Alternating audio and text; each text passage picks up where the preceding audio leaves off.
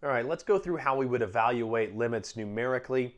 And again, we're looking at this function f of x is equal to x plus 1 for x less than 0.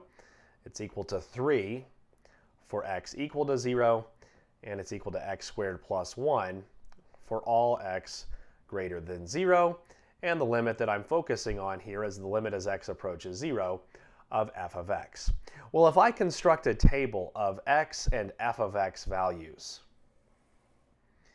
and remember the idea here is I want to get x arbitrarily close to 0. So let's start off with negative 0.1. And then we'll go to negative 0.01. And then we'll go to negative 1/1000th. I like putting the value of 0 on my table, and I already know from the function that at x equals 0, f of x is equal to 3. So that value is on my table. And then I'll mirror it and look at 0.001, 0.01, and 0.1.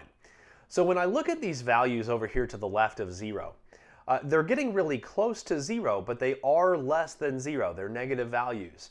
And so because they're less than 0, I have to plug these values in to the x plus 1 function right here.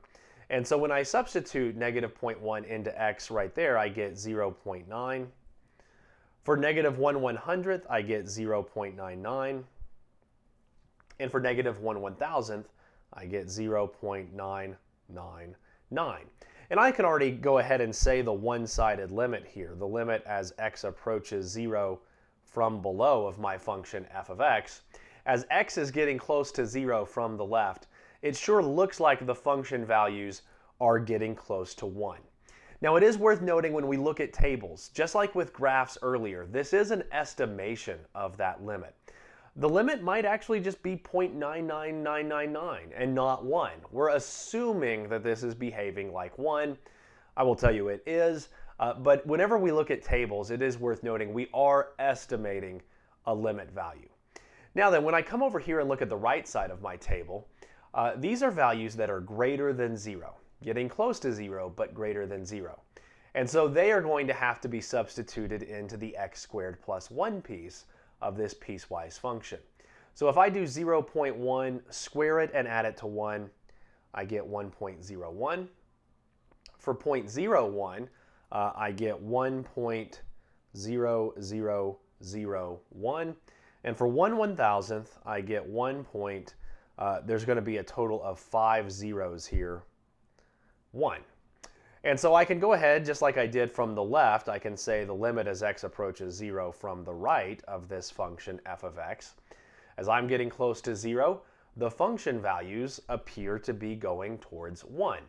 And because my one-sided limits match, I can go ahead and say, at least for my estimation here, the limit as x approaches 0 of f of x is in fact equal to 1.